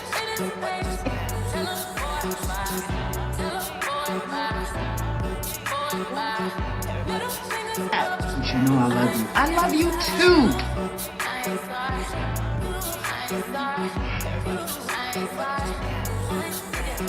home? Still hang up? But who else you gonna be with? Oh, I got options. She's talking to everybody, but the people she should stay talking to herself. Lord have mercy. Everybody else, all that good information. Start the business, sir. Why couldn't she tell Lawrence that in the moment? I need y'all to finish this for me. Fill in the blanks. Nobody wants your blank box set. Steve Harvey box set. Okay, I just played it. Listen, I said I'm gonna play the clip first. That way, nobody can miss this. That was the one thing I remember from the episode. That's the one thing I need a clip for. I missed it. Steve Harvey box set. Lord have mercy. So you're not coming home? Public displays, baby, at the Rite Aid. This sent me. You buying the panties, the 6-pack, Issa? The 6-pack as he goes $1 a day late and $1 short to buy her a raggedy card out the Rite Aid that sang some sort of weird little song, bumps into Issa buying draws because she's not coming home. I don't feel like coming home, Lawrence. What did y'all think of this public display? Was it necessary? Like, did you understand why he got so frustrated? He's still looking bummy. He still ain't got in the tub. Shayna.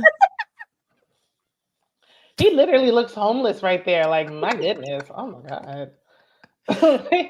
I'd be like, please, like, I don't want anybody to know that we know each other right now. Like, go home and like dust yourself off. But I mean, I see why he's mad. Like, it's been days, like or however long it's been, a day or two. So I'm like, him being mad is justified. Like, she didn't say anything, she didn't respond. Like, she could at least given him that instead of just brushing him off. But then she cracked me up when she was like, "But can I use your Rite Aid card for the discount?" And he was like, "No," and she was like, Like, girl, why don't you got your own Rite Aid card? Oh, at least the phone number. We know they look you up by the phone number. Tyra, you not coming home. Was Lawrence valid in his confrontation of Issa? And why is he a day late and $1 short buying this card after the birthday? Child, this not posting up for my birthday like my man should. This was a cry for help, okay? This was a cry for help from Lawrence. Like, the fact that he was so nonchalant about this, you want to wait till after the fact. Well, fine, he like, and she kept saying it like something's wrong, like he's comfortable. Like, it was more than just him being comfortable, baby. That man is just depressed. And hell yeah, I'm gonna say so. I would have embarrassed her in that Rite Aid. How dare you ignore me, and you in here buying panties? Like, where you think you're buying a 6-pack, so you was just gonna stay gone for a week and not say anything to me? The way I would have showed up at Molly's penthouse was, girl, open the door. You're gonna talk to me. You're gonna talk to me. So somebody got to be here to pay these bills. Okay, where are you going? Are you coming back? Somebody got to be here to pay these bills. What's happening? You're the breadwinner. You gotta have the gas to get to Molly's house. This avoidance, like, you can't avoid me, but I just wish you would say, I'm just not understanding. He could not have he can't be, he's been jobless for 4 years. Is that what we're getting here? Is that what it is? That he's been working on this other thing. That's what it feels like. Oh, I can only give Lawrence this much for being bummy and depressed. Yeah. I'm here for you, brother. Look up, black man, stand up. But yeah. No, I'm working. How long are we gonna let this depressed thing? Like, enough. After 4 months, like, you need it, because Issa doesn't have a right to be depressed. She can't be sad. She got to go to work. All the more reason for Issa to stand up, baby. This is not gonna work. I need you to get up and do something. If whoop's not working, you need to go up there to the Rite Aid counter and ask for the application. Because the check needs to come in from somewhere. But that's when the pride and everything else comes into play as a man, like him just feeling less than because this wasn't my plan. It's not always about your plan. Right. It's about us and what we need in this moment. I'll respect you more if you were getting up and we were walking out of here together, whether it was the Rite Aid or whatever it was. At least you were walking out of here to a job. Right. That's that. But yeah, I'm still gonna confront you in this Rite Aid, because what the hell, are you not gonna come home? Clearly she wasn't. She was buying panties. She bought the 6-pack, but she said they wasn't the cute kind. Okay. Ghosting people is never a way to handle a situation. And I'm glad she got it. She saw how that felt in later seasons when we, get Nate for her, because the universe owed her that, honestly, because that's not how you deal with a confrontation and conflict, by ghosting somebody, by avoiding them and avoiding conflict. It only made things worse. That was not a way. And if she felt like she needed time, all she had to do was say that, like, hey, there's tension at the house. I need a minute. I'll be back soon. I'm just trying to give us some space. It wouldn't have took nothing to say those few words, but by you being avoidant, it comes off as very rude, very snarky, very dismissive.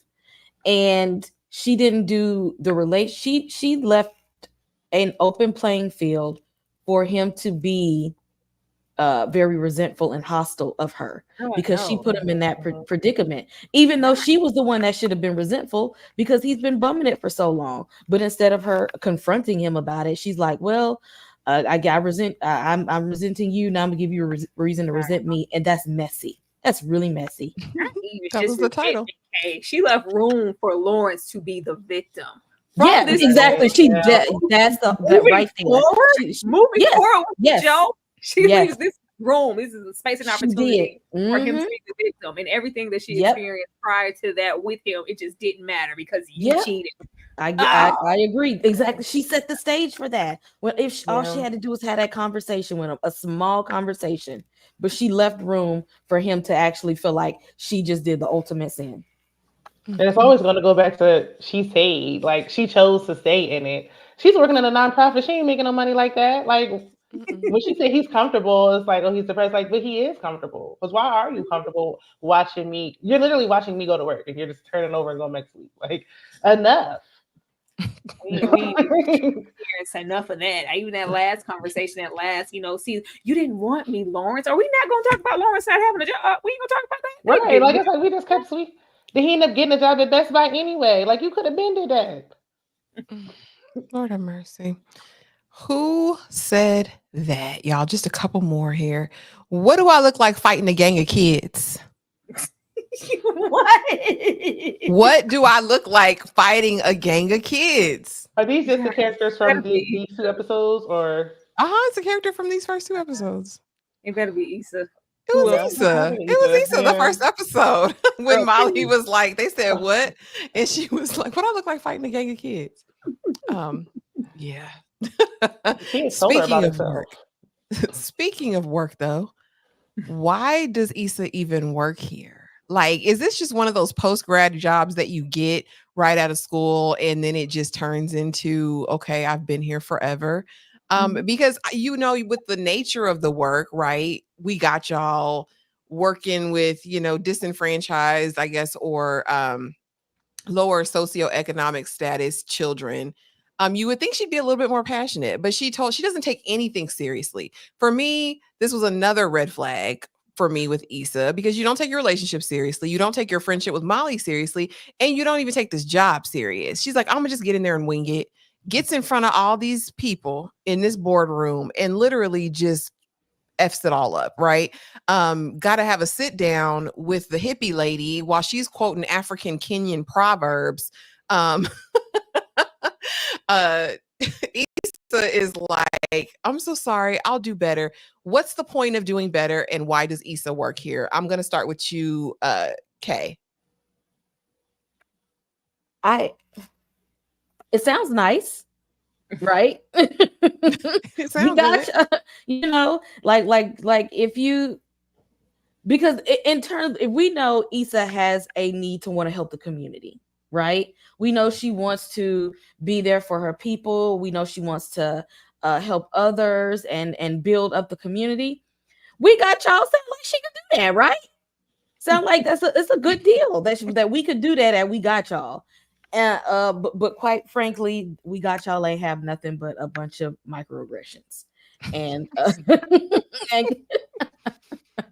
and was going nowhere fast. But I feel like for somebody having the ambition to want to help people, that looked like a place to do that. It looked like she could be all in, and we got y'all.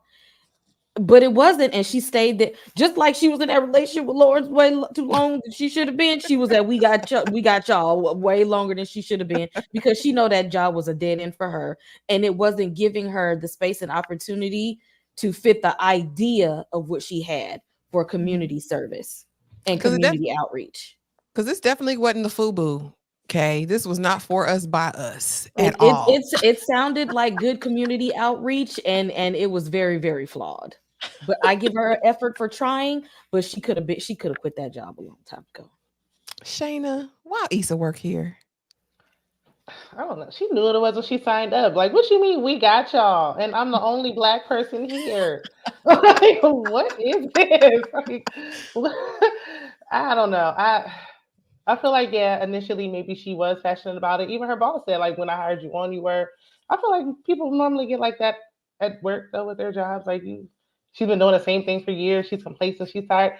Y'all putting too much on Issa. She already got to do everything around the house. She got a man just laying around like a pillow on the couch. Like, she don't work all day. You want her to go to Indeed, fill out applications too? She's tired. Like, she's just working her little job. Like, it's too much. She's just gonna work this little job until she can't no more. I think it's. Oh, go ahead. I'm sorry. Well, I was gonna say she shouldn't have had nobody in there embarrassing her like that. When they said, "Ooh, like Tupac, Shakespeare, whatever it was, like rap Shakespeare and all that," like, why are they coming up with the ideas? That was crazy. I feel like this is indicative of everything else. Kind of like what Kay was saying. She staying with Lauren. She don't want to be with him. She's staying at this raggedy job. She don't want this job either. I just think it's her pattern in life. Tyra, why is she here? Yeah, she's just settled. She's settled in with Lawrence. She's settled in with we got y'all. That ain't got a damn thing. And at this point, you know, she's tired. She's not giving as much effort as she was in the beginning because now it's just like I'm getting real tired of being the Black voice, the Black token here in this workplace, being all things Black all the time in this, like, the microaggressions, the child that boss and her Kenya proverbs. It's nowhere anybody would want to go every day. But just like she's doing with her relationship with Lawrence, she's just, you know, just hanging on. I'm just sticking, and it's just pressure that's really getting into her to where she's trying to escape not only from this job but from Lawrence, and that's driving her closer to do something like go and cheat or kiss on Daniel. Like she's just trying to exit. She's just trying to get away from this, but she never clearly this was not her ambition, especially where we see her end up or where her passion truly lies. She doesn't really even know what she cares about here at this moment. It's just like this is what's paying the bills.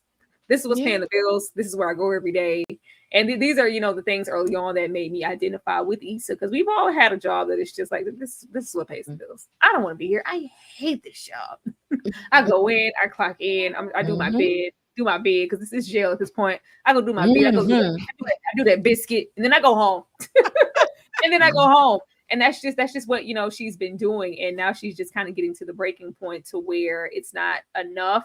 So now she's just kind of trying to step out and find different inspiration to stick with we got y'all the same way she's trying to stick with Lawrence, child. It's just not there. Trying to find a way, trying to make a way out of no way. Shout out to Shannon D. Thank you so much for becoming a member. Thank you. We appreciate that. And there is so much member content coming, y'all. I'm too excited. I'm too excited. But be sure to check out everyone's channels and what they're offering in their memberships. But thank you so much. Y'all, I think we got one more little game and then our final slide. Finish that lyric. Okay. I got a plan. Blank, blank, blank, ninja. I got a plan. Blank, blank, blank, ninja. She said it. I played the video. She said it in there. Phone a friend for 300, Alex. Come on in the chat, y'all. Fill in the blanks. Issa said this in the mirror. She said, I got a plan. Blank, blank, blank, ninja. The way anybody know? She just said it. The way, and I know what it is. I know. I feel like I know it too. I don't even want you to tell me what the answer is, because I feel like I know it. Start the plan or something. Start the plan, ninja. Well, it's close to this. It's start the business. Yeah, that part. You know, Oh yeah. don't do this to me. Give us multiple choice. I don't. Lord, next time I'll have multiple choice. I just knew, yeah. y'all. I said they gonna know everything. Treat me like I am special. Lord have mercy. And here we go. Him in that Hoya shirt. That would piss me off. Every time I saw him in this Ivy League t-shirt, being a bum in this bed, it would piss me off. I'd burn it. I'd rip it up. I'd burn it to shred. I would, because I don't want to see it. I don't want to see a sweatshirt. I don't want to see a hat. I don't want to see a jersey. I don't want to see anything related to this education that you're not currently using. And my question to you ladies is, should they have ever been together? I'm going to start with you, Tyra. Ever? Yeah. I mean, do they seem compatible on any level to you in these first couple episodes? Oh, child, they've never been compatible to me. I feel like it was forced this whole show. I feel like it was forced this whole show. Getting into this first season, it makes sense to me that I would feel that way because Lawrence was supposed to dip after the first season. He was never supposed to be a staple character. It's just that, the response for Lawrence was so strong that it was like, you know what, we need to keep him and, push along and write more for him in the seasons going forward and continue on there. Like it became the mainstay because this was supposed to really low-key be about Issa and it grew into something bigger after this season. But from here, I could naturally understand why they would separate and we wouldn't see Lawrence again and we would just continue on with Issa's dating journey out there with new men. But I can't say that they ever belong together because clearly at one point, because they do have this little kindred kind of finish each other's sentences, like this little thing that they do. But yeah, I'm just not right now. I don't see it and I'm not going to act like I've ever seen it. I was never Team Lawrence. Oh, I like Lawrence. I just didn't like him with Issa. Yeah, that's different. Separate. I think they're cool. Like, yeah, I was never like team. I'll be Team Daniel, Nathan. It was never like, Lawrence and Issa. Never felt that. Lord, Shayna, should they have ever been together? That's hard to say because we're meeting them like this. Like I'm sure in college they probably, were compatible. They were fine. I was Team Lawrence when he had left and then he came back when they went to Coachella. I was like, okay, I wanted him to come back. But when he came back, I was like, never mind. I kind of like Tyra. I wish they would have just because he even said like in real life, all this spinning the block wouldn't be going on. Like she would have been moving on. I wish they would have shown her just dating, maybe choosing herself at the end or something else other than the outcome we got because it was no longer believable. Like it didn't make sense. The chemistry was gone. But I mean, there's ups and there's times where I like them. Right now, I mean, maybe they should have been together to get through college, but this shouldn't have been going on this long. Like, why do you got a man living with you not working for 4 years? Nobody should be dealing with that. The way that they never connected for me, like physically, like I just never felt it for them. I never felt the heat. I never felt the connection. You felt it with Issa and some of these other men that she encountered, but I never felt it with Lawrence. Kay, what did you think of them? Should this couple have ever been together? Or is that maybe the point of it all? I guess I don't because we don't know what their rapport was before that time. We don't know. But I don't feel like she should have backtracked though. I understand that they may have been together like since college and stuff, but it's okay to outgrow people and it's okay to outgrow things. In this moment, we saw that they were outgrowing each other, and it's okay to not go back and spin the block. Everybody ain't gonna be like Nelly and Ashanti. Sometimes we don't need to spin the block. Who want that? Right, yeah, like everybody can't do that, and it's okay to not do that. Yeah. It is okay, y'all. She could have spun the block with Daniel if nothing else. Like, please. Well, we'll see what happens. Same thing about spinning the blocks. You couldn't tell me, and I'll see if my opinion changes watching what we're doing now in this retrospective. I always thought Issa should have chosen herself and ended up solo dolo. Like that's what I thought we were going to get into. Or I did want her with Daniel at one point because he was there. Well, not to jump too far ahead. We'll talk about it when we get there. Well, you guys, that was season 1, episodes 1 and 2, Insecure and Messy AF. And we will be back weekly, y'all. We are going to be diving into all things Insecure, over the next, I don't know how long, baby, because there were 4 seasons. But I want to give the ladies the opportunity to let you know what they have going on their channels. And I'm going to start with you, Miss Shayna. Let the people know what you have going on. So I'm still trying to figure that out for the month of September. Because I do mostly reality. Love and Marriage Huntsville just ended, so I just did a review for that yesterday. I did a Bel Air live with Miss Kira Speaks and Inga Ginger Snaps, and I'm going to do it again with Big KJ tomorrow. Just look out for the community tab. A lot of my shows are coming back. Love is Blind, Married at First Sight, Ready to Love. So those will be coming up soon, early October. Cool. Thank you so much. And thank you for being here tonight. Tyra, what you got going on, friend? I got memberships. That's what I got. I got these memberships. I ain't finna sit and tell y'all what I got going on. Y'all saw the tabs, okay? Don't be acting like y'all don't see them lives posted coming up. Chaos is coming up tomorrow. Then after that, we having the Blockbuster Soul Food watch along that you can only be a part of if you roll up and support in the memberships and get the second tier. Y'all don't want to miss that. Do not miss the watch alongs and everything else that is coming down the pipeline when we get into these memberships. Like it's gonna be epic. Don't miss that. Don't miss that. Don't sleep on that. But y'all see, chaos is coming. Thursday, we're getting into some Rebel Ridge, I believe. Then after that, we're getting into some what is that? Friday is always Reasonable Doubt and Fine Men Fridays. Fine Men Fridays will now be for members only. After that live premieres, whoever isn't in the house, you will not be able to see that. Go on and get that membership. Don't be greasy. Don't do that. Don't be out here acting like a bum and being Lawrence. All right, like that's coming up. It's always a lot coming up on us. Of course, this Saturday will be Killer Con, from my understanding. And Sundays, what do we do on Sundays, y'all? I'm lost. What's Baby, we have a brand new show. I believe 3 Women will be this Sunday. Yes. It's stuff. It's stuff coming up, along with all of the additional things that we are doing. We are getting into really pouring into our memberships, and we want people to be there and be a part of it. So go and support us, please. Thank you. Okay. Let the people know what's going on over there, ma'am. A lot of the same things, but a little bit more horror added on top of all those things. Because yes, we got Rebel Ridge coming this week. Chaos. If you have not seen both of those shows, they're on Netflix. You have no excuse. Everybody got Netflix. Reasonable Doubt Fridays. We will be doing a Bel Air wrap up as well. Thursday. Let's see.